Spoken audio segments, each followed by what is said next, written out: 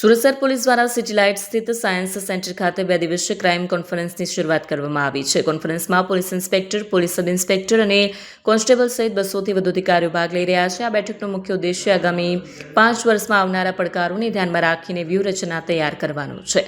કોન્ફરન્સમાં ગુના પર નિયંત્રણ માટે આર્ટિફિશિયલ ઇન્ટેલિજન્સના વધુમાં વધુ ઉપયોગ કરવા પર ભાર મૂકવામાં આવ્યો છે. વધતા સાયબર ક્રાઇમને ડામવા માટે ખાસ રણનીતિ તૈયાર કરવામાં આવી રહી છે.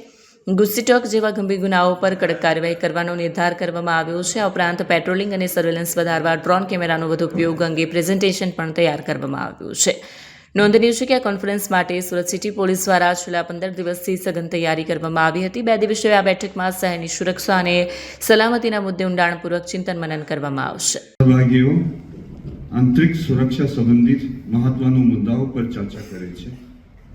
દેશભરમાંથી અમલમાં આવતી શ્રેષ્ઠ પદ્ધતિઓ બેસ્ટ પ્રેક્ટિસીસ શેર કરે છે અને પોલીસિંગના ક્ષેત્રમાં થયેલા નવીનતમ વિકાસ વિશે માહિતી મેળવે છે.